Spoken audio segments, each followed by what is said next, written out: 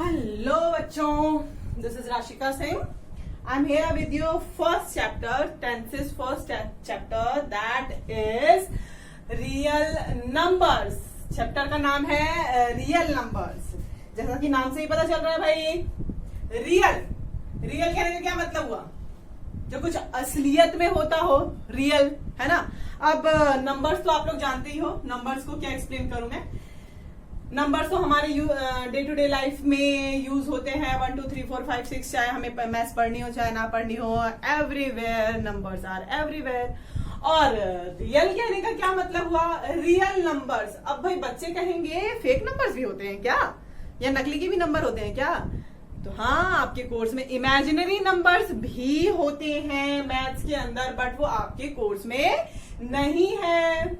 तो अभी आप फिलहाल रियल नंबर्स पढ़ेंगे, और अगर मैं पढ़ाऊंगी और आपका मैथ्स में इंटरेस्ट हो गया और 11th में आपने मैथमेटिक्स ले ली, तो वहां हम कॉम्प्लेक्स नंबर पढ़ेंगे. ठीक है, जो कि इमेजिनरी नंबर्स होते हैं. लेकिन फिलहाल आपके कोर्स में रियल नंबर्स तक ही है.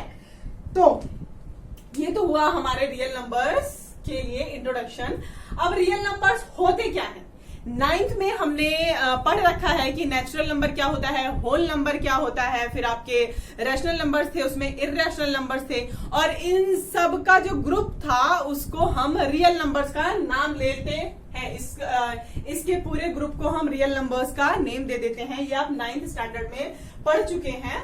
अगर इसमें कोई कंफ्यूजन है तो आप 9th की भी मेरी वीडियोस जाके देख सकते हैं, अगर आपको नहीं रिकॉर्ड है तो. ठीक है, तो यहाँ पे मैं थोड़ा सा इंट्रोडक्शन दे दूंगी आपको. एन जो था हमारा, जो कि नेचुरल नंबर को रिप्रेजेंट करता है, that are 1 2 3 4 5 and so on. ये हमारे नेचुरल नंबर होते हैं, पॉजिटिव नंबर्स नेचुरल नंबर होते हैं. और होल नंबर्स की जब हम बात करते हैं तो देर आर 0 1 2 3 4 5. 0 ऐड हो जाता है बस, बाकी सारे के सारे वही पॉजिटिव नंबर्स होते हैं, जिन्हें होल नंबर्स कहा जाता है. उसके बाद आता है हमारा Z, जिसमें नेगेटिव नंबर्स भी आ जाते हैं, -1 -2 0 1 2 एंड सो ऑन. उसके बाद आते हैं हमारे रैशनल नंबर्स. रैशनल नंबर्स में आ जाते हैं ये सारे ही नेचुरल, होल, इंटीजर सारे नंबर आ जाते हैं. बस आ जाते हैं साथ में, तो वो आते हैं फ्रैक्शन वाले नंबर्स भी साथ में आ जाते हैं, like this 1 2 16/3 and so on. मतलब रेशियो वाले नंबर्स भी जब आ जाते हैं तो उन्हें बोलते हैं रैशनल नंबर. और जो हमारे इर्रेशनल नंबर्स होते हैं, इर्रेशनल नंबर्स हमारे होते थे, उनको इर्रेशनल नंबर्स होते हैं √2 √3 पाई, जो कि non terminating non repeating numbers होते हैं, इर्रेशनल नंबर्स. ये आप प्रीवियस क्लास में अपने पढ़ चुके हैं. ठीक है, तो जब रियल नंबर की हम बात करते हैं, ये रैशनल हो गए, इर्रेशनल सारे के सारे नंबर्स जो होते हैं, अब वो हमारे रियल नंबर्स के अंदर आ जाते हैं. जैसे अगर मैं रियल नंबर की बात करूं तो रियल नंबर्स में हर एक टाइप का नंबर आ जाएगा, चाहे वो निगेटिव हो, चाहे वो पॉजिटिव हो, चाहे वो फ्रैक्शन हो, चाहे वो इर्रेशनल नंबर्स हो. ठीक है, तो ये सारे नंबर्स का जो ग्रुप होता है उसे बोलते हैं रियल नंबर्स, और इसे रिप्रेजेंट करते हैं R से.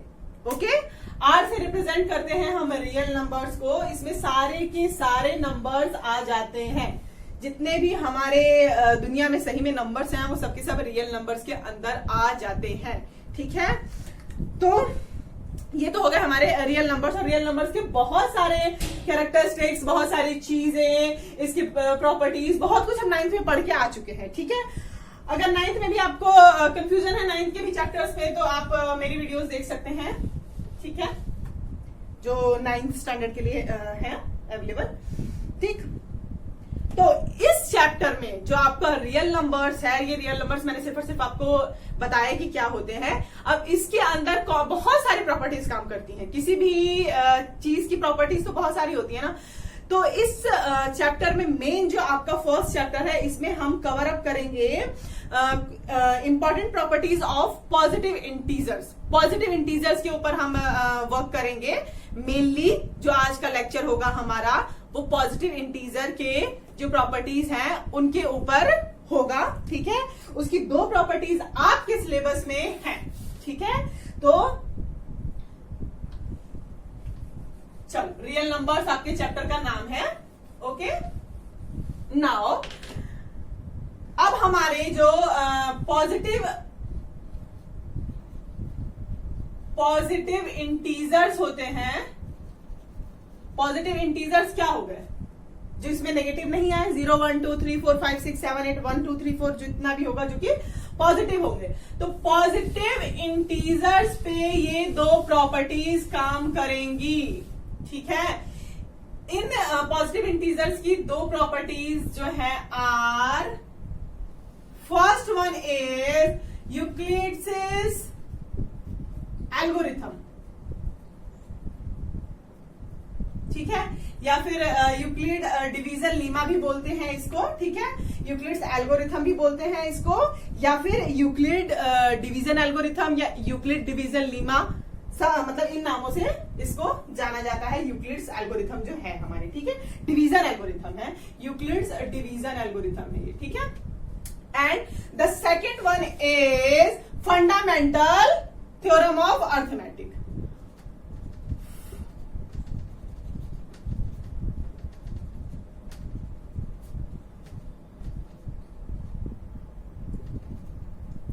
Fundamental theorem of arithmetic. मेरी थोड़ी सी राइटिंग अच्छी नहीं है, तो इसके लिए आप अपने एनसीईआरटी के बुक्स को प्रिफर कर सकते हैं। Still if any confusion you can tell me in comment box, you can ask. Okay, तो इसमें 2 प्रॉपर्टीज मेनली इसमें डिस्क्राइब्ड है। रियल नंबर्स के अंदर ही पॉजिटिव इंटीजर्स आते हैं। इन्हीं पॉजिटिव इंटीजर्स की 2 प्रॉपर्टीज है, that are Euclid's division lemma and, और यूक्लिड्स डिवीजन एल्गोरिथम भी हम इसको बोलते हैं, and fundamental theorem of arithmetic. तो ये 2 प्रॉपर्टीज मेनली पॉजिटिव इंटीजर्स की हम पढ़ेंगे। और आज का जो हमारा लेक्चर होगा वो मेनली फोकस्ड होगा यूक्लिड्स डिवीजन एल्गोरिथम और Euclid's division Lima, LEMMA Lima भी बोलते हैं इसको। ओके, तो अब यूक्लिड्स डिवीजन एल्गोरिथम की मैं आपकी बुकिश लैंग्वेज में थोड़ा सा समझा देती हूँ, उसके बाद मैं अपनी लैंग्वेज में आपको बताऊंगी।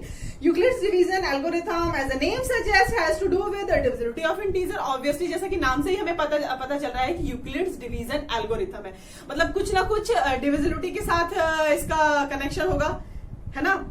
डिवाइड डिवीजन उसके साथ कनेक्शन है। ठीक है, और फंडामेंटल अरिथमेटिक थ्योरम जो है वो मल्टीप्लिकेशन के साथ उसका कनेक्शन होता है।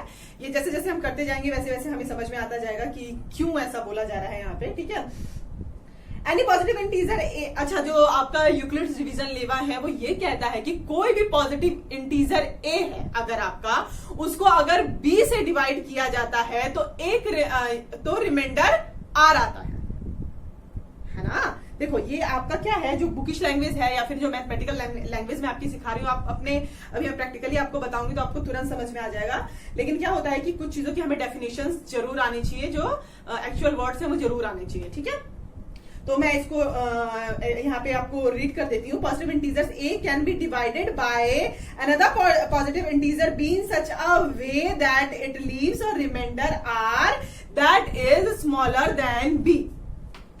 ठीक है, तो ये पॉजिटिव इंटीजर्स हम पढ़ेंगे। रियल नंबर्स के अंदर भी हम अभी पॉजिटिव इंटीजर्स पढ़ रहे हैं, पॉजिटिव इंटीजर्स की भी 2 प्रॉपर्टीज हम पढ़ रहे हैं। ठीक है, तो अब हमारा जो मेन, इन दोनों को मैं अभी थोड़ा थोड़ा एक्सप्लेन करूंगी, उसके बाद हम आगे बढ़ेंगे। चलो, यूक्लिड्स डिवीजन लीमा ये होता है कि कोई भी पॉजिटिव इंटीजर ए है, उसको अगर हम बी से डिवाइड करते हैं तो रिमाइंडर आर बचता है। इसको मैं अब भी आपको आगे एक्सप्लेन करती हूँ। पहले मैं इसको थोड़ा सा खाली डेफिनेशंस बोल दूं। Although this result is quite easy to state and understand, it has many applications. बहुत सारे applications है यूक्लिड्स डिवीजन लीमा के।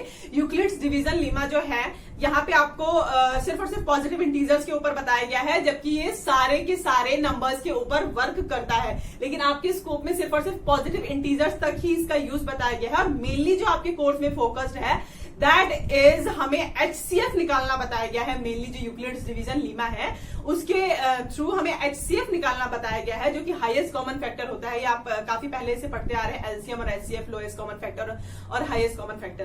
तो जो यूक्लिड्स डिवीजन लीमा है या यूक्लिड्स डिवीजन एल्गोरिथम है वो मेनली फोकस्ड है कि हम HCF निकालें उससे हाईएस्ट कॉमन फैक्टर, और इसका प्रैक्टिकल यूज कहां पे होता है ये भी हमें इस चैप्टर के अंदर पता चल जाएगा। ठीक है कि तो आपको समझ में ही अभी आएगा कि HCF जो हम खाली ऐसे निकाल लेते थे बच्चे में, हाँ भाई इसका HCF निकालो, इसका प्रैक्टिकली कितना ब्रॉड एरिया है इसको मतलब अप्लाई करने के लिए, ये भी आपको आज थोड़ा सा समझ में आएगा। ठीक है, तो मेनली यूक्लिड्स डिवीजन लीमा ये है। ओके, अब फंडामेंटल थ्योरम ऑफ अर्थमेटिक को भी मैं थोड़ा सा डिफाइन कर देती हूँ। बस मैं आज हम mainly focus Euclid's division algorithm पे ही करेंगे, बट ये दोनों प्रॉपर्टीज के मैंने नाम ले दिए हैं तो इसलिए मैं आपको एक्सप्लेन तो कर ही दूं एटलीस्ट कि क्या होते हैं। तो फंडामेंटल थ्योरम ऑफ अर्थमेटिक है वो, उसको कुछ ना कुछ थोड़ा सा मल्टीप्लीकेशन की साइड से मल्टीप्लाई जो होता है ना मैथ्स के अंदर, मैथमेटिक्स के अंदर, तो उस प्रॉपर्टीज पे वर्कआउट करता है जो फंडामेंटल अर्थमेटिक थ्योरम होता है। इसके बारे में आप क्लास 9 में बहुत पढ़ भी चुके हैं, जैसे √2 √3 होता था ना, √2 √3 √2, इन सब की जो इर्रेशनैलिटी प्रूफ करनी होती थी कि ये इर्रेशनल है, ये प्रूफ करो। ऐसे बहुत से क्वेश्चंस आपने 9th के अंदर कर रखे हैं। अगर 9th के मैथ्स में भी कंफ्यूजन है तो you can see my videos of 9th standard. ठीक है, तो इसकी इर्रेशनैलिटी प्रूफ करने के लिए हम फंडामेंटल थ्योरम को यूज करते थे, या फिर P/Q की प्रॉपर्टी। P/Q क्या होता है? रैशनल नंबर होता है। तो रैशनल नंबर की प्रॉपर्टी मतलब कि ये टर्मिनेटिंग है, नॉन टर्मिनेटिंग है, नॉन टर्मिनेटिंग रिपीटिंग है, नॉन टर्मिनेटिंग नॉन रिपीटिंग है, इस चीज को भी फंडामेंटल थ्योरम ऑफ अर्थमेटिक्स से हम 9th स्टैंडर्ड के अंदर करते थे। हालांकि आपने ये वर्ड नहीं वहां पे इतना कंसिडर किया था, इतना ज्यादा उसको इलैबोरेट करके नहीं बताया गया था वहां पे, लेकिन आपने इसके ऊपर वर्क कर रखा है। ठीक है, तो ये तो हमारा था फंडामेंटल थ्योरम ऑफ अर्थमेटिक। इसमें इंपॉर्टेंट फैक्ट क्या होता है? फंडामेंटल थ्योरम ऑफ अर्थमेटिक इसका जो रिजल्ट होता है वो हमें मेनली फैक्टर्स को बताता है। ठीक है, every composite number can be express as a product of prime numbers in a unique way. The fundamental theorem of arithmetic has to do something with multiplication of positive integers.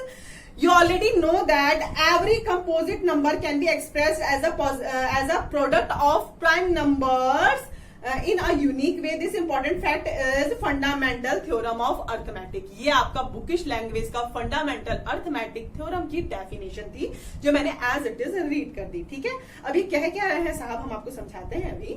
Again while it is result that is easy to state and understand, it has some very deep and significant applications in field of mathematics. Obvious ही बात है, जैसे मैंने Euclid's division algorithm के लिए बोला, वैसे ही fundamental theorem of arithmetic जो होता है उसका भी बहुत ही प्रैक्टिकल यूज होता है। प्रैक्टिकल यूज कहां पे है ये भी मैंने आपको बता दिया है, और भी जो हमारे रियल लाइफ में भी ये कैसे कनेक्टेड है ये भी हम थोड़ा सा सीखेंगे जब हम इसको बहुत ज्यादा इलैबोरेट करके पढ़ेंगे। तो वो क्या कह रहा है कि हर एक कंपोजिट नंबर को उसके प्राइम फैक्टर्स के रूप में लिखा जा सकता है। कंपोजिट नंबर्स क्या होते हैं? प्राइम नंबर्स क्या होते हैं? प्राइम नंबर्स होते हैं वो नंबर जो अपने आप से डिविजिबल हो, दो नंबर से डिविजिबल होते हैं, 1 से और अपने आप से ओनली। जैसे 3 हो गया, 5 हो गया, 7 हो गया, ये सारे हो गए प्राइम नंबर्स। ओके, अब कंपोजिट नंबर्स क्या होते हैं? कंपोजिट नंबर्स ये होते हैं, जैसे 6 हो गया सपोज, तो इसको हम 3 और 2 में लिख सकते हैं।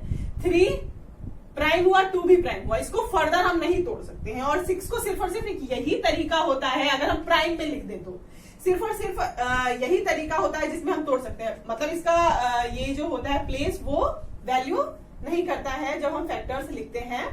ठीक है, ये सारी चीजें आप 9th स्टैंडर्ड में पढ़ चुके हैं, इसलिए मैं इतना इलैबोरेट करके नहीं बताऊंगी। तो कंपोजिट नंबर्स वो होते हैं जिनके 2 से ज्यादा फैक्टर होते हैं, लाइक 6, 8, 225, बहुत बड़े बड़े नंबर 1000, ये सारे के सारे कंपोजिट नंबर होते हैं जो कि अपने से 1 से और अदर नंबर से भी डिवाइड हो जाए। ठीक है, if any confusion in composite number और प्राइम नंबर्स एंड ऑल, तो इसलिए मुझे बताइएगा, इसकी मैं अलग से आपको वीडियो बना दूंगी। फिलहाल इतना ही यहाँ पे है कि फंडामेंटल थ्योरम ऑफ अर्थमेटिक जो है वो आपको बताएगा कि किसी भी नंबर को आप फैक्टर्स जो हैं वो किस तरीके से प्राइम फैक्टर्स में तोड़ेंगे और उसका एक यूनिक रिप्रेजेंटेशन होगा। ये हम नेक्स्ट लेक्चर में अपना कवर अप करेंगे। इसमें थोड़ा सा मैंने इंट्रोडक्शन दे दिया, अगर ये नहीं भी समझ में आया तो लीव इट अभी इसको, ठीक है। हम मेन आज हमारा जो फोकस है वो यूक्लिड्स डिवीजन एल्गोरिथम पे होगा। ओके, नाउ अब हमारा जो यूक्लिड्स डिवीजन लेमा या यूक्लिड्स डिवीजन एल्गोरिथम है, जिसकी मैंने अभी डेफिनेशन रीड की, वो क्या कहते हैं? यूक्लिड्स डिवीजन एल्गोरिथम और लीमा करके बोल सकते हैं इसको, ठीक है। ये आपके सारे के सारे जो नेम है ये सब आपके बुक में मेंशन है, LEMMA है, ठीक है। यूक्लिड्स डिवीजन एल्गोरिथम या यूक्लिड्स डिवीजन लीमा, ये क्या कहता है कि कोई नंबर आपके पास अगर A है, ठीक है, और पॉजिटिव इंटीजर, पॉजिटिव इंटीजर्स में वर्क कर रहे हैं। मैं बार बार ये चीज नहीं बोलूंगी कि हम पॉजिटिव इंटीजर पे वर्क कर रहे हैं, हमारी जो ये दोनों प्रॉपर्टीज हैं ये पॉजिटिव इंटीजर के ऊपर ही वर्क कर रही हैं। तो सपोज ये कोई नंबर है और ये नंबर हमेशा पॉजिटिव इंटीजर ही होगा। अब ये आगे मेंशन मैं नहीं करूंगी, ये आप हमेशा याद रखिएगा। अगर वो 20 से डिविजिबल है तो कोई क्वेश्चन क्यों देगा प्लस R। ये डिविजिबल रूल बता रहा है कि कोई रिमाइंडर R रह जाएगा जो कि B से हमेशा छोटा होगा। अब ये तो हो गई आपकी मैथमेटिकल लैंग्वेज, है ना। अब आप प्रैक्टिकली इसको कैसे देखेंगे? देखो, सपोज आपका 24 है, ठीक है, इसको हम 6 से डिवाइड कर रहे हैं, तो 6 4 जा 24, रिमाइंडर विल बी 0, नथिंग, है ना। तो इसका क्वेश्चन क्या आया? 4, ये क्वेश्चन को रिप्रेजेंट करता है, ठीक है। ये डिवाइडेड, ये डिवीजर और ये रिमाइंडर। डिवीजर क्या था? 6, रिमाइंडर क्या है? 0, ठीक है। तो देखो, जो भी डिवीजर होता है उससे रिमाइंडर छोटा होता है। ऑब्वियस सी बात है, यहाँ पे कोई भी नंबर इस नंबर से बड़ा तो आ ही नहीं सकता। अगर यहाँ पे 7 आ जाता तो हम उसे फिर से डिवाइड कर देते, अगर 8 आ जाता तो फिर से डिवाइड कर देते। तो ऑब्वियस सी बात है, जो रिमाइंडर आएगा वो हमेशा जिस भी नंबर से हम डिवाइड करेंगे उससे छोटा ही आता है। तो ये जो आपका मैथमेटिकल लैंग्वेज में ये चीज का रिप्रेजेंटेशन है, वो प्रैक्टिकली डिवीजन में भी साफ साफ दिखता है, आपका साफ साफ एप्लीकेबल है। अब इसी मेथड से हम मेनली जो आपके इसमें होगा HCF निकालने की कोशिश करेंगे। HCF कैसे यूक्लिड्स डिवीजन एल्गोरिथम से हम निकालते हैं, इस पे हम मेन फोकस करेंगे और उसका प्रैक्टिकली कहां पे हम यूज करते हैं, ये चीज हमारा मेन फोकस होगा आज के लेक्चर के अंदर। तो यूक्लिड्स डिवीजन लेमा में आपका एक फोक पजल है, उसको मैं रीड करती हूं और उसको हम सॉल्व करने की कोशिश करेंगे। उसके थ्रू हमें यूक्लिड्स डिवीजन लेमा हम समझने की कोशिश करेंगे। देखो बेटा, मैं अपना ऐसा ट्राई करती हूँ कि ठीक है, आपको बेसिक से बेसिक बताऊं। Still if any confusion you can ask me in comment box, ठीक है, not at all any problem. अब इसमें आपका पजल क्या है? A trader was moving along a road selling eggs. एक ट्रेडर है जो कि रोड साइड में अपना अंडे बेचता होगा, तो अंडे बेच रहा था रोड साइड में, रोड के किनारे, ठीक है। And idler who didn't have much work, ऐसे ही रास्ते में खाली आदमी था, उसको कोई काम नहीं था, तो उसने क्या किया कि ट्रेडर से लड़ाई कर ली। ऐसी काम तो है नहीं कोई, तो लड़ाई करेगा फालतू का, है ना। तो जो अंडे बेच रहा था उससे लड़ाई कर ली। This grew into fight. अब भाई इनकी लड़ाई हो गई, हाथापाई पे बात आ गई।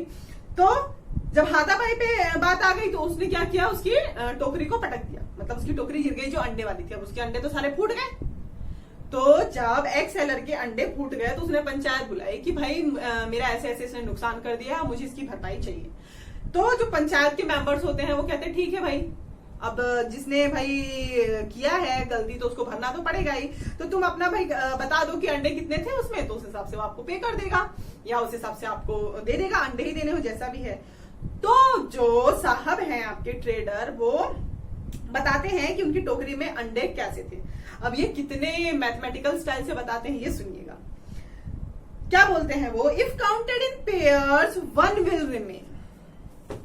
अगर पेयर्स क्या होते हैं? 2-2, 2-2 में जो हम काउंट करते हैं उनको बोलते हैं पेयर्स।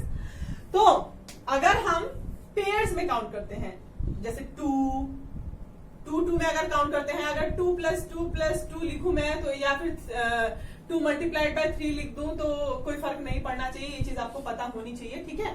तो अगर मैं 2 के पेयर्स में लूंगी तो हमें नहीं पता कितने पेयर्स बनेंगे, तो मैं उसको अगर आपको लिख दूं 2u + 1, है ना। चलो यहाँ पे छोड़ो, +1 मैंने पहले लिख दिया। वो क्या कह रहा है कि if counted in pairs 1 will remain, अगर 2 के पेयर में काउंट होता है, वो पेयर कितने बनेंगे ये नहीं पता हमें, सिर्फ और सिर्फ वो ऐसा कह रहा है कि अगर 2 के पेयर में काउंट करते हो तो जो बचते हैं अंडे वो 1 बन जाते हैं, ठीक है। और अगर तुम 3 के पेयर्स में काउंट करते हो तो 2 बच जाएंगे मेरे पास जो एग थे। अगर 3 के उसमें आप काउंट करते हो तो हमारे पास, तो मेरे जो अंडे बचेंगे वो 2 अंडे बच जाएंगे, ठीक है। और अगर 4 के पार्ट में 4 के उसमें काउंट करते हो आप, देखो यहाँ पे UTS में इसलिए ले रही हूँ क्योंकि ऑब्वियसली बात है कोई अलग नंबर भी हो सकता है, सेम भी हो सकते हैं। U की वैल्यू यहाँ 3 हो सकती है, 4 हो सकती है, क्या पता कितने पेयर्स बनेंगे, और 3 में हम काउंट करते हैं तो क्या पता कितने पेयर्स बनेंगे, इसलिए मैं यहाँ पे अलग अलग ले रही हूँ ये चीज को, ठीक है। तो जो रिमाइंडर बचेगा वो 3 बचेगा। अगर 5 में वो नंबर्स लेता है तो क्या बचता है 4, और अगर 6 में लेता है तो ऑब्वियसली बात है 5 बचेगा। यहाँ पे मैं आपका ये UTSW करके जो भी ले रही हूँ उस जगह पे आप कुछ भी ले सकते हैं, ऐसा मत सोचिएगा, ठीक है, ठीक है। और ऐसा कह रहे हैं कि 6 के पेयर्स में अगर लेते हैं तो 5 बचता है, और अगर 7 में पेयर्स बना लो तो कोई भी अंडा नहीं बचेगा। ये तो बोला ट्रेडर साहब ने। अब नाउ देखो, अगर सपोज हम मान लेते हैं कि उसके, और वो क्या कह रहा है लास्ट में, my basket can not accommodate more than 150 eggs, 150 अंडों से ज्यादा मेरे टोकरी के अंदर अंडे नहीं आ सकते हैं। तो सपोज हम जो अंडों का नंबर है वो A मान लेते हैं, सपोज कि उसके पास जो वो अंडे हैं उसका नंबर A है। अब कोई ना कोई नंबर होगा, हमें नहीं पता, अभी तो हमने A मान लिया, ठीक है। तो वो जो है या तो 150 से कम होंगे या इक्वल होंगे, ठीक है। Equal to and less than का मतलब होता है कि ये जो अंडे होंगे या तो 150 से कम होंगे या बराबर होंगे, ठीक है। तो ये चीज ओके। नाउ अब जो अगर A ही था, A को अगर हमने 2 के पेयर्स में लिया तो 1 बच जाएगा, A को हमने 3 के पेयर्स में लिया तो 2 बच जाएगा, A को हमने अगर 4 के पेयर्स में लिया तो 3 बच जाएगा, A को हमने 5 के पेयर्स में लिया तो 4 बच जाएगा, A को हमने 6 के पेयर में लिया तो 5 बच जाएगा, और A को अगर हम 7 के पेयर्स में लेते हैं तो कुछ भी नहीं बचता है। और ये A महाशय जो है ये 150 से ज्यादा नहीं हो सकते हैं। A क्या है? अंडे, नंबर ऑफ एग्स, ओके। तो अब तुम देखना कि ये जो प्रॉपर्टी वो बिल्कुल साफ साफ यूक्लिड डिवीजन लेमा को ही रिप्रेजेंट कर रहा है कि A को कोई नंबर डिवाइड करेगा तो क्विशेंट आएगा प्लस रिमाइंडर, ठीक है। तो इसमें क्या होता है, आप साफ साफ दिख रहा है कि जो रिमाइंडर है वो छोटा है, देखो जिससे डिवाइड हो रहा है उससे रिमाइंडर छोटा है, उससे रिमाइंडर छोटा है। देखो अगर 4 से हम डिवाइड कर रहे हैं तो रिमाइंडर कम ही बचेगा। तो ये साफ साफ यूक्लिड्स डिवीजन लेमा जो है उसको रिप्रेजेंट कर रहे हैं ये नंबर्स। तो जब हम इसको सॉल्व करने बैठेंगे देन अब आप क्या है इसमें हम बहुत ही ट्रायल एंड एरर करके मैं अगर आपको समझाने लगूं तो बहुत ज्यादा टाइम लग जाएगा। तो इसका जो आंसर है वो है 199x, 119x, ठीक है। ये मैंने आंसर सिर्फ सीधा बता दिया आपको। अब ये 119 जो हो गया A का नंबर आया है, और A का नंबर कैसे आया है, हम बार बार इसके नंबर रखते जाएंगे, P Q W S T U के नंबर्स रखते जाएंगे, और सारी की सारी इक्वेशन को वो चीजें सेटिस्फाई करनी चाहिए। कि मतलब अगर यहाँ पे सपोज मैंने P की वैल्यू यहाँ पे 5 ले ली सपोज, ठीक है। अगर 5 ले ली तो जो नंबर ऑफ एग्स आ रहे हैं क्या वो इस कंडीशन को भी सेटिस्फाई कर रहा है, क्या वो इस कंडीशन को भी सेटिस्फाई कर रहा है, क्या वो इसको भी कर रहा है, क्या वो इसको भी कर रहा है, क्या वो इसको भी कर रहा है। तो जब आप 119 ऐड लेंगे तो ये सारे की सारी कंडीशंस आराम से सेटिस्फाई हो जाएंगी, और ये इजीली नहीं होंगी। इसको ट्रायल एंड एरर मेथड से करना पड़ेगा कि मतलब आप सपोज मैंने यहाँ 5 ले लिया, फिर आप 6 ले लो, फिर आप 7 ले लो, इस तरीके से आप ले लेके रख के करना पड़ेगा। तो आपको इसका जब ट्रायल एंड एरर मेथड से करेंगे और यूजिंग कॉन्सेप्ट ऑफ एलसीएम तो आपको 119x आराम से मिल जाएंगे। अब मैं यहाँ पे अगर ट्रायल एंड एरर मेथड से करने लग गई तो बहुत ज्यादा टाइम लगेगा, क्योंकि हम यहाँ पे अलग अलग नंबर रखेंगे, फिर हम अलग अलग ट्राई करेंगे। Hope you are getting. देखो, देख लो तुम, अगर इसको मैं 7 से डिवाइड करूं, देखो तो व्हाट इट विल गिव,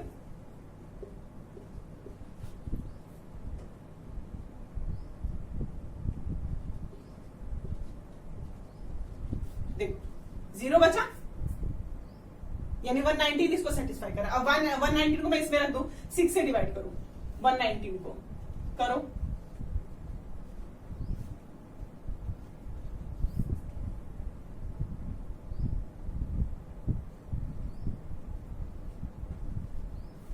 देखो 5 रिमाइंडर बच गया। ऐसे ही सारी कंडीशंस को सेटिस्फाई करेगा 119।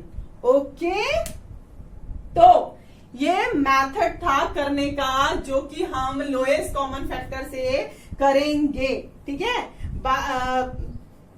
By using trial and error method and LCM के कॉन्सेप्ट से हमने ये मेथड कर लिया है। इसको इस तरीके से हम निकालते हैं इसके आंसर्स जो होते हैं। ठीक है, अब ये एकदम से एक बार में कैसे हिट करेगा ये हम और एग्जांपल्स देखेंगे तो आपको समझ में आएगा। 119 जो है वो 150 से छोटा है, ये भी आप देखते चलिए। ठीक है, तो हम यहाँ पे नंबर्स लेते जाएंगे, जैसे 150 से छोटे छोटे नंबर्स लेते जाते हैं, वो रखते जाएंगे कि कौन सा ऐसा नंबर है जो सबको सेटिस्फाई कर रहा है। ठीक है, 150 से छोटे हम कितने भी नंबर ले सकते हैं, और उन सारे नंबर को बार बार हमें देखना पड़ेगा कि क्या इसमें सेटिस्फाई हो रहा है, क्या इसमें भी हो रहा है, क्या इसमें भी हो रहा है, क्या इस कंडीशन को भी सेटिस्फाई कर रहा है। तो इस तरीके से ट्रायल एंड एरर मेथड से हमने नंबर ऑफ एग्स को निकालना है। Okay, hope this puzzle was easy. और ये जो हमारी इक्वेशंस बनी, यही यूक्लिड्स डिवीजन एल्गोरिथम को शो कर रही है हर एक इक्वेशन में। तो मेन जो इस पजल को लिखने का ओपिनियन था वो यही था कि आपको यूक्लिड्स डिवीजन एल्गोरिथम का रिप्रेजेंटेशन आ जाए तरीके से। ठीक है,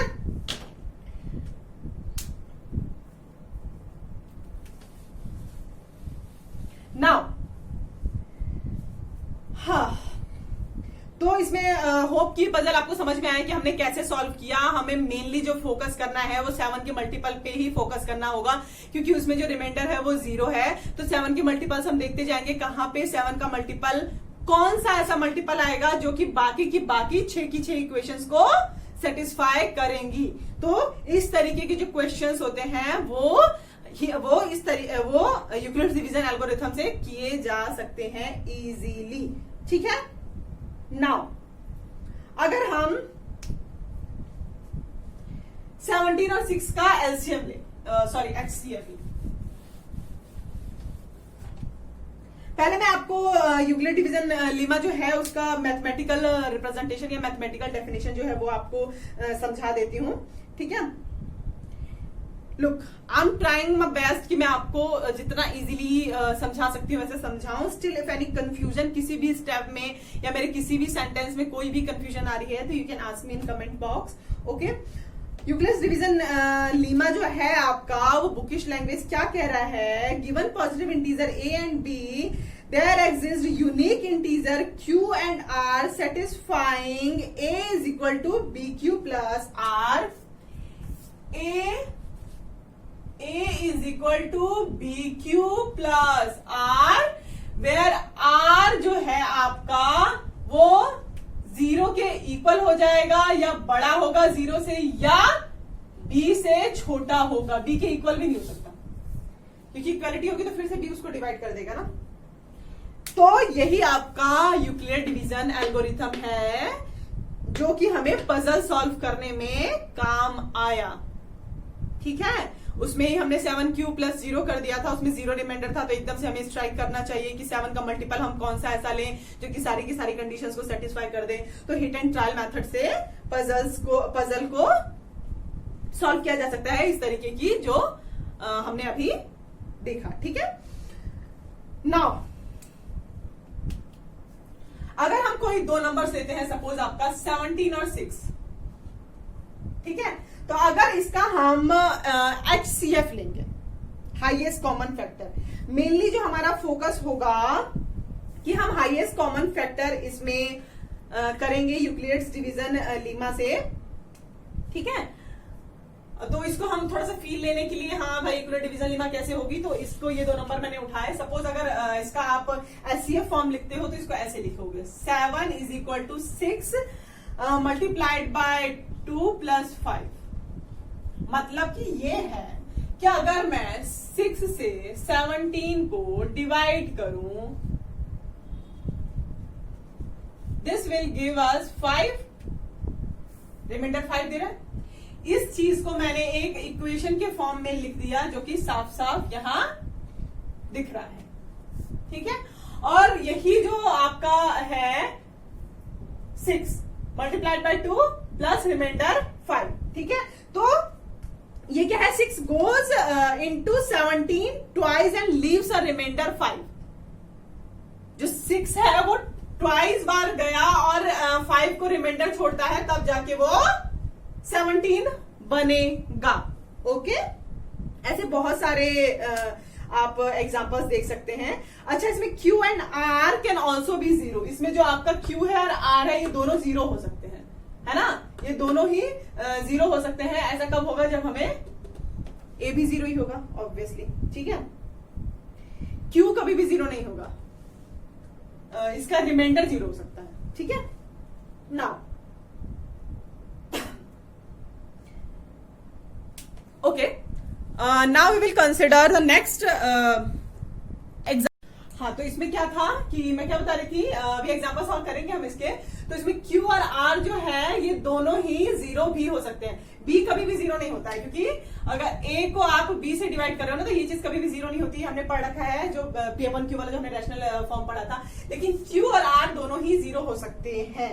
ठीक है, R रिमाइंडर 0 बच ही सकता है और क्वेश्चन 0 आ ही सकता है अगर हमारा नंबर ही 0 हो तो। ठीक है, तो नाउ अब ये चीज आप नाम जरा ध्यान रख लेना। ये आपने मेथड थोड़ा सा देख लिया कि कैसे होता है, इसी तरीके से हम आगे भी अभी देखेंगे। ये बस एक छोटा सा एग्जांपल था। ठीक है, ये बहुत ही छोटा सा एग्जांपल था, इसको हम और इलेबोरेट करके अभी देखेंगे। तो इसमें क्या होता है, इसको बोलते हैं डिवाइडेंट, जिससे डिवाइड करते हैं उसको बोलते हैं डिवीजर, इसको बोलते हैं क्वोशिएंट और इसको बोलते हैं रिमाइंडर। ओके, तो ये चीजें आप बहुत पहले से भी पढ़ते हुए आ चुके हैं। ठीक है, इसको अब आप 9th क्लास में भी आपने पढ़ रखा है इस चीज को।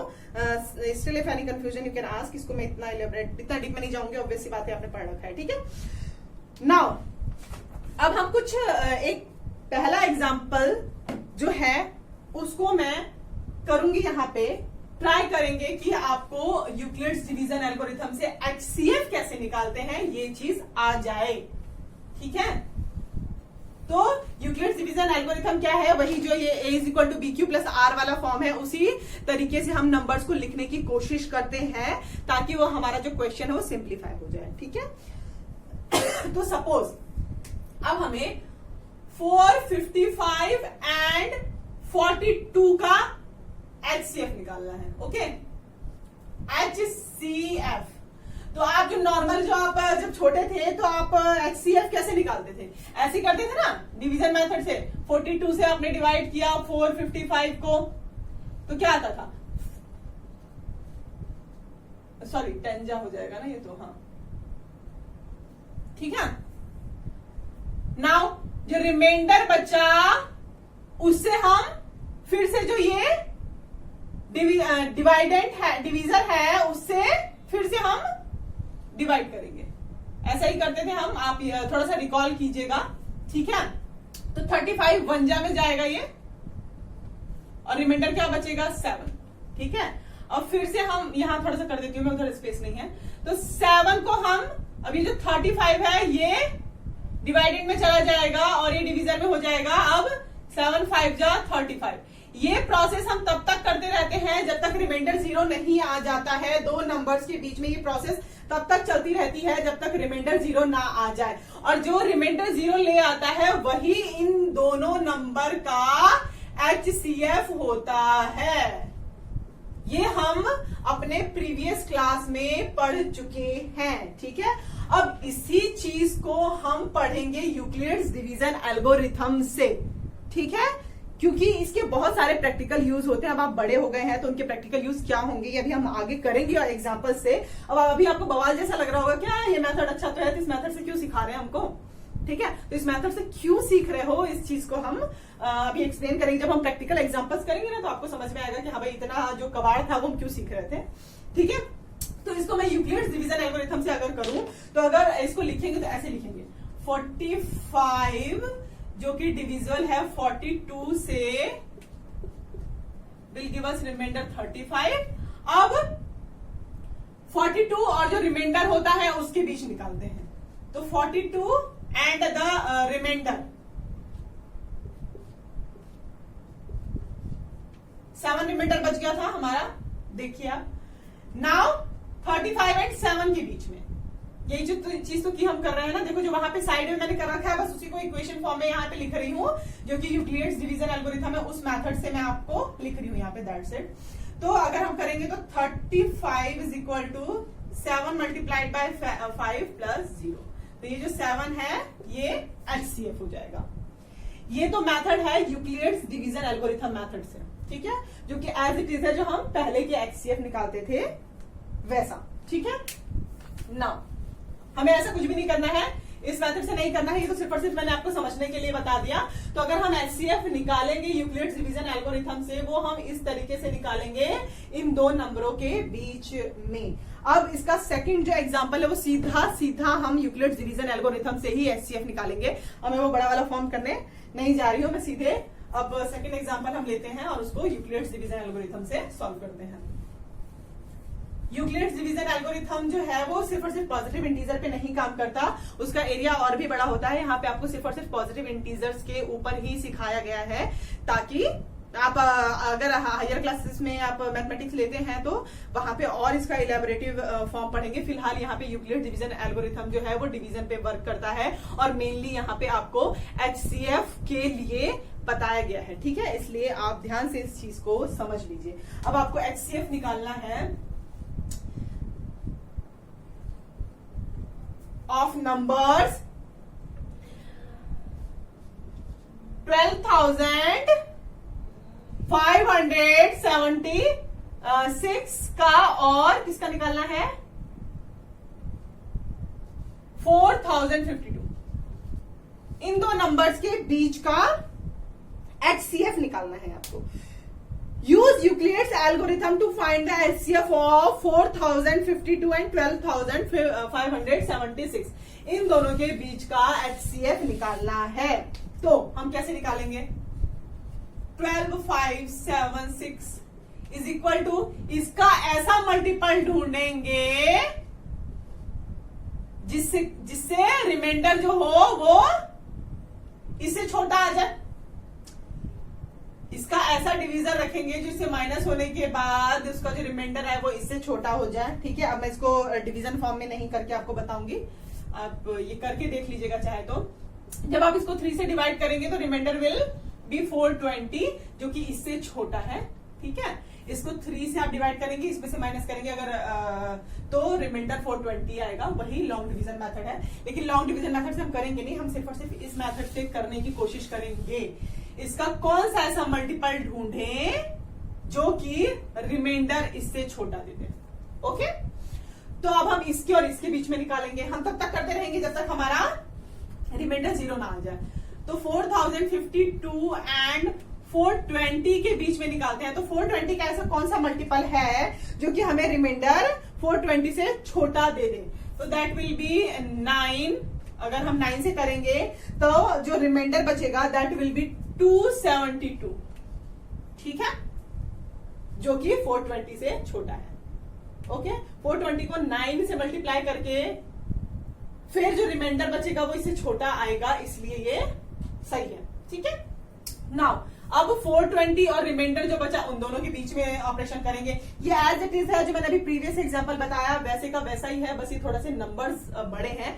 इसको मैं लॉन्ग डिवीजन मेथड से ना करके यूक्लिड्स डिवीजन एल्गोरिथम से करने को बोला है, तो हम यूक्लिड्स डिवीजन एल्गोरिथम से ही करेंगे। देखो ये मैं फटाफट लिख दे रही हूँ कि भाई ठीक है, मैं थोड़ा देख के भी बता रही हूँ और मुझे पहले से भी पता है इसलिए, लेकिन ये इसमें आपको करने में टाइम तो लगेगा ही। ठीक है, तो इसमें आप जितना, वही कहते हैं ना, प्रैक्टिस मेक्स मैथ्स परफेक्ट, तो जितना प्रैक्टिस करेंगे उतनी आपकी मैथ्स परफेक्ट होगी। Okay, now we will work with 420 and 472। तो अगर हम 420 यहां लिखें और 272, तो इसका 272 का कौन सा मल्टीपल हम करेंगे जो कि रिमाइंडर आपको 272 से छोटा ही दे दे। तो 272 वंजा में जाएगा ये और रिमाइंडर छोड़ देगा 148। ठीक है, जो कि 272 से छोटा है। अगर आप 2 जा लेंगे तो इस नंबर से बड़ा चला जाएगा, जो कि नहीं एप्लीकेबल होगा। ठीक है, तो 272 वंजा ही लेंगे हम। नाउ अब 272 और 148 के बीच में 272 एंड 148 से हम किस नंबर को मल्टीप्लाई करें जो कि रिमाइंडर या तो 0 दे दे या इससे छोटा दे दे। तो वो नंबर जो है हमारे पास दैट इज ऑल्सो 1 ही है। ठीक है, क्योंकि 2 में इससे ज्यादा हो जाएगा, जो कि रिमाइंडर हमारा निगेटिव में देगा। ऐसा नहीं पॉसिबल है, डिवीजन में ऐसा नहीं होता है कि रिमाइंडर जो है आपका निगेटिव जाए। ठीक है, तो 1 ही जाएगा ये, और this will give us remainder 124। ठीक है, ये जो हमारा रिमाइंडर दे देगा 124 जब आप इसको अप्लाई करेंगे। तो अब 148 और 124 के बीच में करेंगे। 124 मल्टीप्लाइड बाय किससे मल्टीप्लाई करें कि जो हमारा रिमाइंडर है वो 124 से छोटा आ जाए। तो ये भी 1 ही है जनाब, और रिमाइंडर विल बी 24। ठीक है, तो इतना तो हम आ गए। जरा सा मुझे इरेज करना पड़ेगा ऊपर बिकॉज ऑफ स्पेस। ठीक है, अब अगर मैं इन दोनों के बीच का करना पड़ेगा ना, तो 124 से 24 का कौन सा ऐसा मल्टीपल होगा जो कि हम इसके साथ कर भी लें और रिमाइंडर 24 से छोटा भी आए। This will be 5 which will give remainder 4। ठीक है, अभी भी रिमाइंडर 4 है, 0 नहीं हुआ है। हम तब तक करते रहेंगे जब तक हमारा रिमाइंडर 0 ना आ जाए। तो अब 24 और 4 के बीच में करेंगे। तो ये तो बहुत ही इजी है। अब तो बिल्कुल ही हम उस पे आ गए कि अगर 24 और 4 का कौन सा ऐसा मल्टीपल ढूंढे जो कि रिमाइंडर हमारा 4 से कम दे दे, तो 4 6 जा 24 हो जाएगा। ठीक है, तो पूरा ये इसके इक्वल हो जाएगा। 4 6 जा 24, जो कि रिमाइंडर हमारा 0 दे देगा। तो ये जो 4 होगा that will be HCF of number 12,575 and 4,052 का। इसका एंड इसका जो HCF है वो 4 होगा। ओके, ये 4 सिर्फ इसका HCF नहीं होगा, ये जो जितने पेयर्स बने ना, जितने पेयर्स बने उन सब का जो हाईएस्ट कॉमन फैक्टर है वो 4 है। ठीक है, मैं इसको एक और तरीके से आपको बता देती हूं। ये हमारा यूक्लिड डिवीजन एल्गोरिथम था जिससे हमने HCF निकाला। ठीक है, देखो जो HCF होता है मेनली जो डिवीजन मेथड से होता है वो ऐसा होता है। और अगर मैं सपोज, तो इसको मैं आपको बताती हूँ। जो हमने एग्जांपल लिया था इसको थोड़ा सा और बता देती हूँ आपको मैं, ताकि कोई कंफ्यूजन ना रह जाए। 445 और 42 वाला जो हम कर रहे थे ना, जो एलसीएम ले रहे थे अभी, एचसीएफ ले रहे थे 445 और 42 का। एक तो मैंने डिवीजन मेथड बता दिया, ठीक है, कि डिवीजन मेथड से कैसे एचसीएफ निकालते हैं। एक जो यूक्लिड्स डिवीजन एल्गोरिथम है उसी से मेनली हमें निकालना है, पर मैं अलग अलग मेथड से आपको इसलिए समझा रही हूँ क्योंकि आप कॉन्सेप्ट पकड़ सके। ठीक है, कि हो क्या रहा है, एचसीएफ क्या होता है। अगर मैं 445 को लूं तो अगर मैं 5 से लेती हूं तो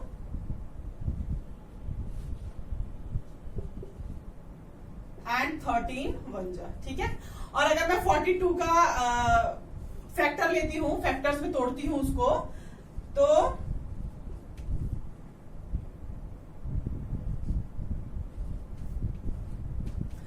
अगर हम इसको 445 को अगर लिखे तो इसको हम लिख सकते हैं 5 मल्टीप्लाइड बाय 7 मल्टीप्लाइड बाय 30, ठीक है। और इसको अगर हम लिखेंगे तो 2 मल्टीप्लाइड बाय 3 मल्टीप्लाइड बाय 7, ये 445 को ब्रेक करने का तरीका था, ये 442 को, ठीक है। तो जब हम इसका HCF लेंगे तो इसमें जो सबसे कॉमन वाला होगा एग्जांपल उसको ले लेंगे, ठीक है। जो सबसे कॉमन पार्ट हो, जो कॉमन नंबर होगा उसको हम ले लेते हैं। तो इन दोनों का जो HCF था वो 7 था, तो देख लो जो कॉमन आ रहा है वो 7 ही आ रहा है, ठीक है। लेकिन अगर हम LCM लेते हैं, HCF तो हमारा 7 है, और LCM अगर हम लेते हैं तो ऐसा नहीं होता है। LCM में क्या होता है, जो नॉन कॉमन है उनको ले लो और जो कॉमन है वो एक बार लो। मतलब अगर हम LCM इसका लेते हैं तो 5 मल्टीप्लाइड बाय 13 और 2 मल्टीप्लाइड बाय 3 और ये 7 जो है उसको एक बार लेते हैं। तो LCM जो लेते हैं हम ऐसे लेते हैं, ठीक है। ये सारे मेथड्स आपने प्रीवियसली कर रखे हैं HCF और LCM निकालने को। मैं यहां भी इसलिए बता दे रही हूं ताकि आप कंफ्यूज ना हो और आपका यूक्लिड डिवीजन एल्गोरिथम है वो कैसे एकदम से इससे रिलेटेड है ये आपको स्ट्राइक करे। ऑब्वियस सी बात है, बाकी चीजें तो आपको प्रैक्टिस के बाद ही आएंगी बच्चों, ठीक है। Practice makes maths perfect. तो आपको मैथ्स, अगर मैथ्स में परफेक्शन चाहिए तो आप प्रैक्टिस कीजिए, ठीक है। तो हम HCF निकालने का तरीका यूक्लिड्स डिवीजन एल्गोरिथम से सीख चुके हैं। और ये ऐसा हमने क्यों सीखा, ये अभी हम एग्जांपल्स करेंगे, उसमें आपको बिल्कुल क्लियर हो जाएगा कि यूक्लिड्स डिवीजन एल्गोरिथम से हमने HCF निकालना क्यों सीखा। HCF होता क्या है, हाईएस्ट कॉमन फैक्टर होता है, जो कि मैंने आपको डिवीजन वाले मेथड से भी बता दिया और फैक्टर वाले मेथड से भी एक्सप्लेन कर दिया है कि HCF होता क्या है। अब इसको हम क्यों पढ़ रहे हैं, इसके कुछ प्रैक्टिकल एग्जांपल्स हम देखेंगे। उससे पहले जो इसके कुछ पॉइंट्स है यूक्लिड डिवीजन एल्गोरिथम के, वो मैं आपको रीड कर देती हूँ। Euclid division lemma and algorithm are also closely interlinked that people often can call former as a division algorithm also। जो यूक्लिड डिवीजन लीमा था वो ऐसे ही था ना, जो हम ब्रेक करके HCF में कर रहे थे, यही होता है यूक्लिड डिवीजन लीमा। और जो मैंने एल्गोरिथम बताई थी A = BQ + R, तो ये दोनों एक ही चीजें हैं, इसलिए हम इसको यूक्लिड डिवीजन एल्गोरिथम भी बोलते हैं और यूक्लिड डिवीजन लीमा भी बोल सकते हैं, ठीक है। Now, although Euclid's division algorithm is stated for only positive integers, it can be extended for integers, for all integers except 0, ठीक है। वो आपको यहाँ पे डिस्कशन नहीं है। यूक्लिड डिवीजन लीमा जो है आपको सिर्फ और सिर्फ पॉजिटिव इंटीजर्स में ही यहाँ बताया गया, 0 इंक्लूड नहीं होगा इसमें। 0 इंक्लूड क्यों नहीं होगा, क्योंकि ये डिवीजन पे वर्क कर रहा है। इसमें ऑब्वियस सी बात है जो Q होता है वो 0 के इक्वल नहीं होना चाहिए, इसलिए इसमें 0 एक्सक्लूडेड होता है, इंक्लूडेड नहीं होता है, ठीक है। तो होप कि आपको जो पॉजिटिव इंटीजर्स की प्रॉपर्टीज थी Euclid division algorithm and fundamental theorem of arithmetic, जो कि हम नेक्स्ट अपने उसमें डिस्कस करेंगे, उसको कुछ भी डिस्कस नहीं किया है हमने, तो उसका जो यूक्लिड डिवीजन एल्गोरिथम है वो आपको अच्छे से समझ में आया। अब इसके रिलेटेड हम कुछ एग्जांपल्स कर लेते हैं, ठीक है। तो इसमें आपका एग्जांपल है वो क्या है, show that every positive even integer is of the form 2q and that every positive odd integer is of the form 2q + 1। मतलब अगर even है इंटीजर तो वो 2q का फॉर्म रिप्रेजेंट करेगा, और अगर odd है इंटीजर तो वो रिप्रेजेंट करेगा 2q + 1 का फॉर्म। अब एक चीज ये जो है, ये एक क्वेश्चन में आपको बताऊंगी, ये कॉन्सेप्ट पकड़ने की कोशिश करिएगा। अगर आप कॉन्सेप्ट पकड़ लेंगे तो इस तरीके का कोई भी क्वेश्चन आएगा तो आप समझ जाएंगे। देखिए, कभी भी हम लेते हैं तो कोई भी कॉन्जिक्यूटिव नंबर लेते हैं, सपोज n लेते हैं तो उसका अगला जो होता है n+1 होता है और उसका अगला जो होता है n+2 होता है। अगर सपोज मैं 1 से शुरू करती हूं तो n+1 will be 2 and this will B 3, ठीक है। अब ये इवन कौन सा होगा या ऑड कौन सा होगा, ये n पे डिपेंड करेगा।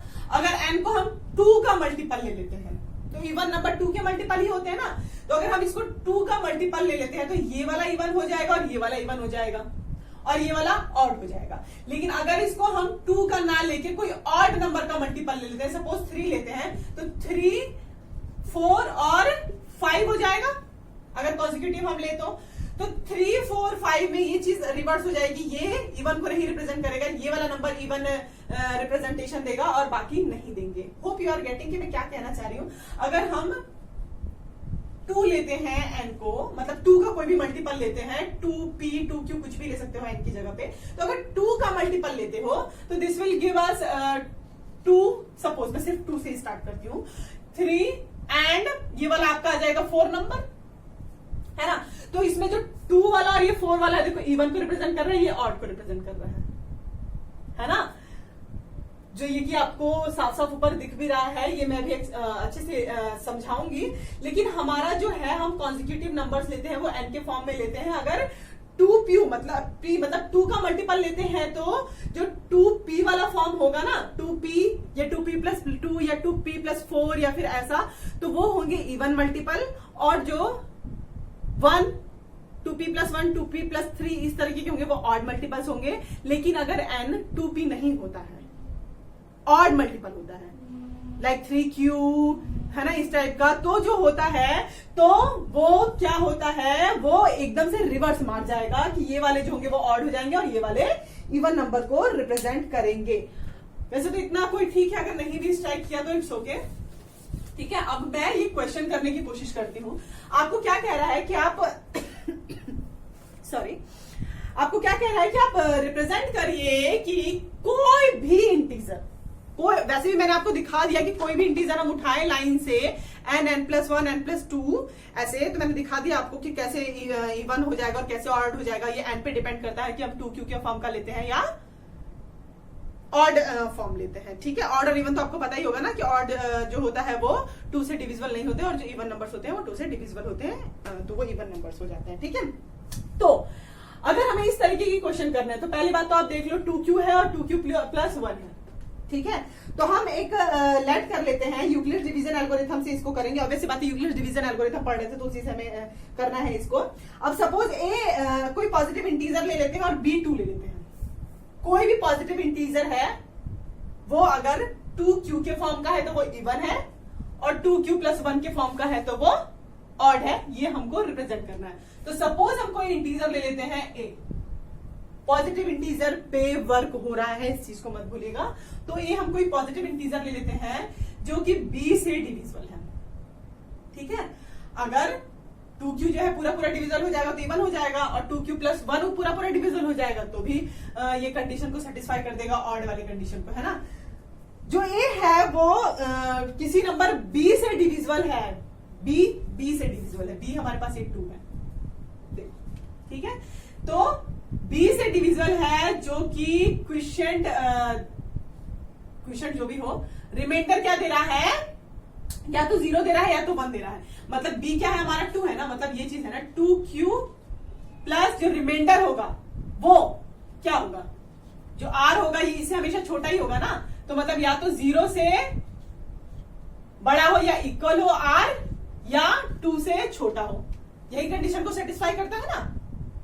ये इक्वेशन हमने क्यों बनाई ये आपको समझ आना चाहिए। सबसे पहले तो हमें क्वेश्चन ही कह रहा है कि कोई आप इंटीजर लीजिए a, जो कि अगर हम कोई इंटीजर a लेते हैं तो अगर 2q के फॉर्म में लेते हैं तो इवन हो जाता है, अगर 2q प्लस 1 के फॉर्म में लेते हैं तो ऑड हो जाता है। तो हमें तुरंत स्ट्राइक करता है कि कोई भी हम इंटीजर a ले लेते हैं जो कि हम 2 से डिवाइड करेंगे।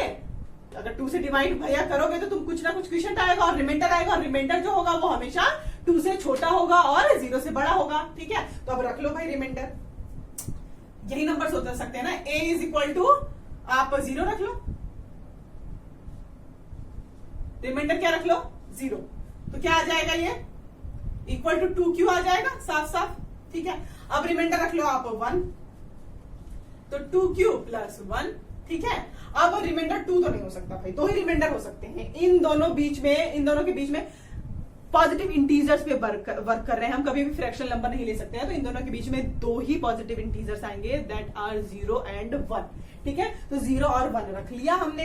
अब ये भैया प्रूव हो गया कि अगर हम 0 ले रहे हैं तो ये 2q हो जाएगा, 2q है मतलब कि ये इवन होगा, एंड 2q प्लस 1 है तो this will show the property of odd integers. तो होप इट इज क्लियर कि हमने किस तरीके से किया। If a is form of 2q. If a is form of 2q, is of the form of 2q, then a is an even integer. Also a positive integer can be either even or odd. Therefore any positive odd integer is of the form of 2q plus 1. जो positive integer है या तो even होगा या तो odd होगा. ठीक है, तो ये तो भैया साफ साफ दिख रहा है कि 2q का मल्टीपल है तो वो इवन हो जाएगा, और ये साफ साफ दिख रहा है कि 2q इवन कोई भी नंबर होगा और उसमें +1 आप करोगे तो वो ऑड ही हो जाता है. किसी भी इवन नंबर में आप +1 करोगे तो ऑड ही हो जाएगा. आप ले लो 4 ले लो तो 5 हो जाएगा, 6 ले लो +1 7 हो जाएगा जो कि ऑड हो जाएगा. तो हमें जो एक कोई भी हमने रैंडमली पॉजिटिव इंटीजर लिया था वो या तो ऑड इवन है तो 2q के फॉर्म में है, और अगर ऑड है तो 2q plus 1 के फॉर्म में है. यही आपको प्रूव करना था. ठीक है, शो करना था, ये आपने शो कर दिया. क्वेश्चन था show that every positive even integer is of the form 2q and every positive odd integer is of the form 2q plus 1. कोई भी पॉजिटिव इंटीजर होते हैं वो अगर इवन है तो 2q के फॉर्म में हम उसको लिख सकते हैं, और अगर ऑड है तो उसको हम 2q plus 1 के फॉर्म में लिख सकते हैं. आप नॉर्मल एग्जांपल ले लीजिए तो भी ये चीज बिल्कुल प्रूफ हो जाएगी. ये सिर्फ और सिर्फ 2q और 2q plus 1 के उसमें नहीं आता है, ये 6q और 6q plus 1 के फॉर्म में भी आएगा.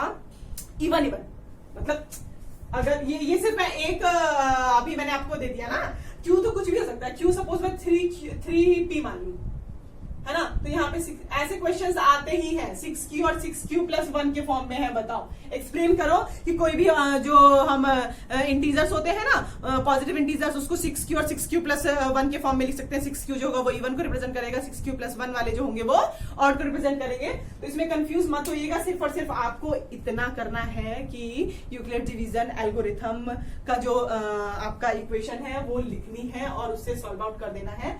तो होप यू गॉट कि हमने क्या किया इसमें. नाउ अब मैं आपको दूसरा एग्जांपल बता देती हूँ इसी से रिलेटेड.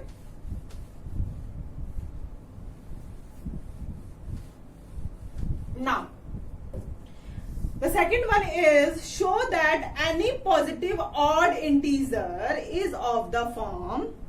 आपको पहले वाले में शो करना था कि कोई भी पॉजिटिव इंटीजर या तो 2q के फॉर्म में होगा, और जो अगर ऑड है तो वो 2q plus 1 के फॉर्म में होगा. वो हमने बखूबी बता दिया, एक्सप्लेन कर दिया कि हम कोई भी अगर पॉजिटिव इंटीजर a लेते हैं उसको हम bq plus r के फॉर्म में लिखते हैं तो कैसे ले सकते हैं, और b हमने उसमें 2 लिया तो वो ऑटोमेटिकली प्रूव हो गया. ठीक है, if any confusion you can ask. मैं फिर से अगर एक्सप्लेन कर दूंगी अगर आपको नहीं समझ में आया. ठीक है, नाउ अब जो आपका सेकंड एग्जांपल है वो ऐसा शो करने के लिए बोल रहा है कि जो पॉजिटिव ऑड इंटीजर्स होते हैं वो किस फॉर्म के होते हैं. पॉजिटिव ऑड इंटीजर होते हैं वो 4q plus 1 और 4q plus 3 के फॉर्म के होते हैं. जो पॉजिटिव ऑड इंटीजर्स होते हैं वो 4q plus 1 and 4q plus 3 के फॉर्म होते हैं. ठीक है, तो अब हमें 4q दिख रहा है तो ऑब्वियस ही बात, हम कोई भी पॉजिटिव इंटीजर ले लेंगे a, और अगर उसको 4q से डिवाइड करते हैं तो जो रिमाइंडर आएगा वो 4 से छोटा आना चाहिए. कोई भी पॉजिटिव इंटीजर हम इस फॉर्म में लिख सकते हैं ना, है ना. देखो आप क्वेश्चन से ही पकड़ना, अगर 4q के फॉर्म में होगा तो यहाँ 4q लेना, अगर 6q के फॉर्म में होगा 6q. पहले वाला 2q था तो हमने 2q लिया था. ये रैंडम कोई भी नंबर को हम इस फॉर्म में तो लिख ही सकते हैं.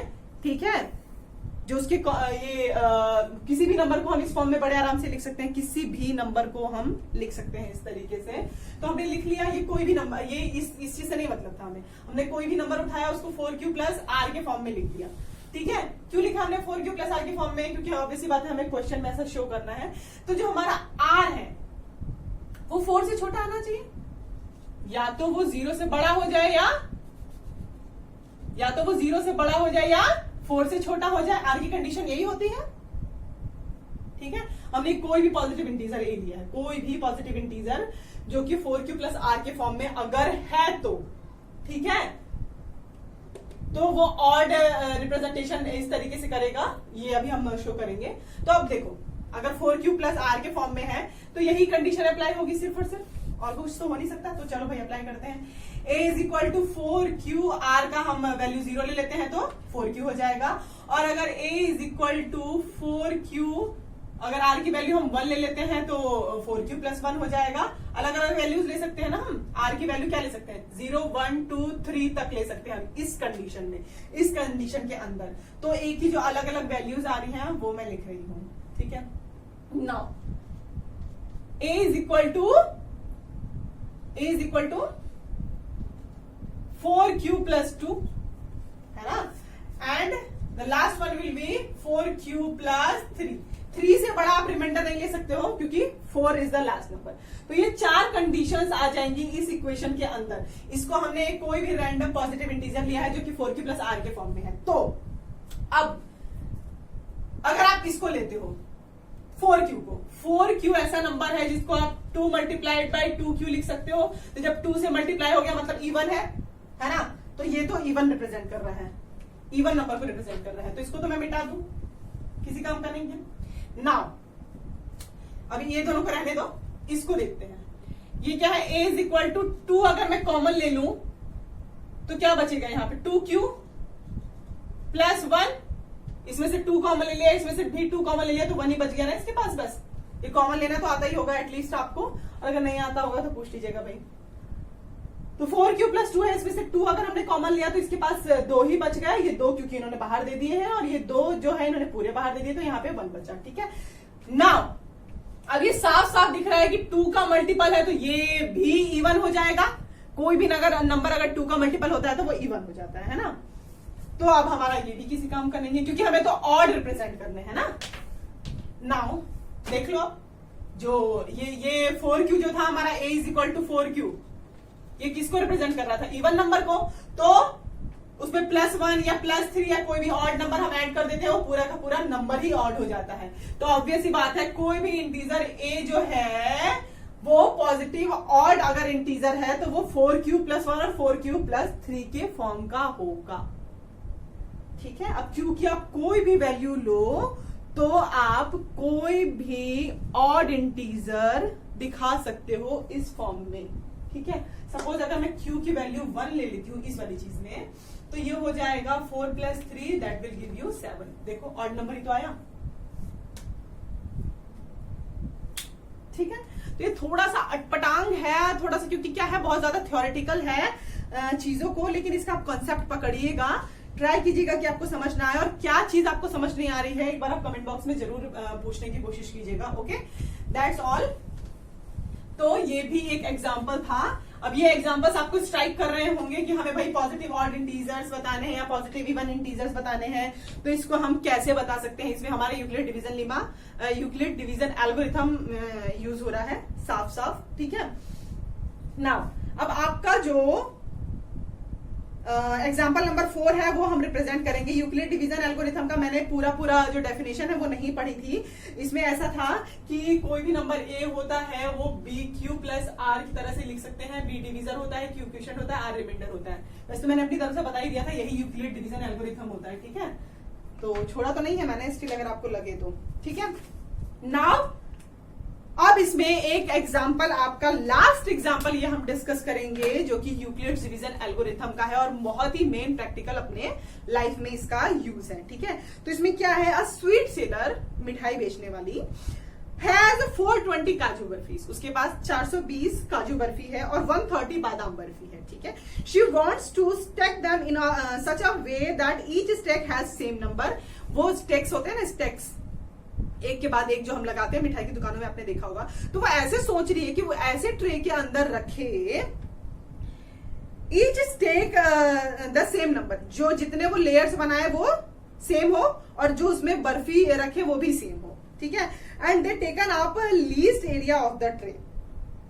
She wants to stack them in such a way that each stack has same number.